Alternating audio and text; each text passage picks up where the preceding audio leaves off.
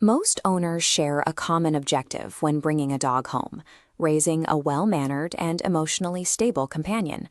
This stability is defined by specific milestones, such as accepting a friendly stranger and walking calmly on a loose lead, the core benchmarks of the AKC Canine Good Citizen program. The alternative is a state of chronic panic. When a dog lacks this emotional foundation, they often develop severe separation anxiety, fear biting, or intense reactivity toward other dogs and people. These adult behavioral issues are rarely accidental.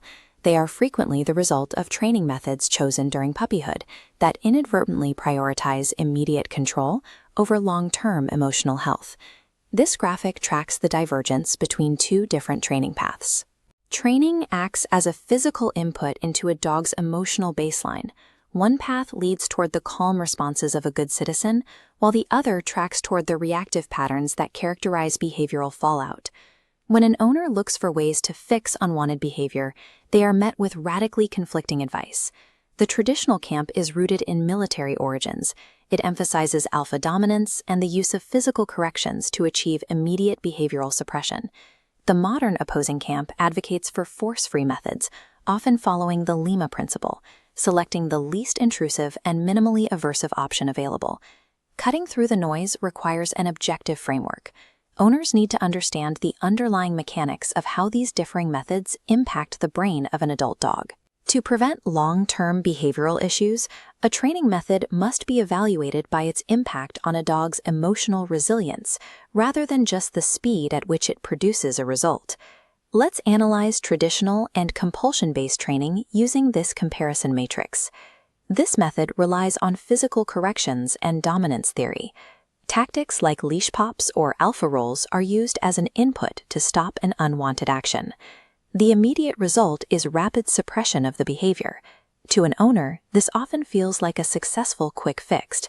However, the data shows a significant increase in the dog's internal fear and anxiety over time. This creates a state known as suppressed behavior. The dog learns to stop showing natural warning signals, like growling or stiffening, because they were punished for communicating their discomfort.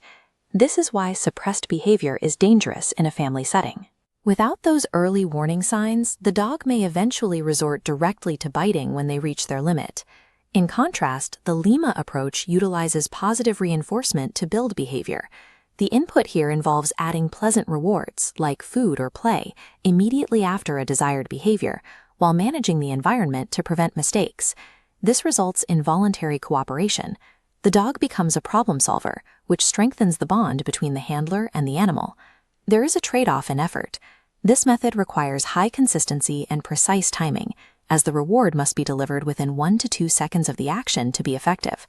Owners must also be careful to phase out the initial lure. If a treat is always present, the dog can become reliant on seeing the reward before they choose to perform. While it lacks the instant gratification of compulsion, positive reinforcement is the proven way to build emotional resilience and avoid the risk of fear-based fallout. When a dog already suffers from severe fear or separation anxiety, owners must move beyond standard obedience and use desensitization and counter-conditioning. Desensitization involves breaking a terrifying trigger, such as picking up house keys, into micro-steps. This keeps the dog below their panic threshold. Counter-conditioning then pairs those micro-steps with high-value rewards, such as a stuffed food toy, to create a new association. This process builds new, healthy neural pathways. As shown here, when the owner reaches for those keys, the dog remains settled. The previous fear response is replaced with relaxation. The process is slow and can take months. If an owner rushes and pushes the dog past their threshold, the anxiety typically returns, causing a total regression in progress. This is an emotional modification protocol. It is the only validated way to address the underlying cause of panic rather than just hiding the symptoms. This decision tree helps determine which method to use based on the specific issue your dog is facing.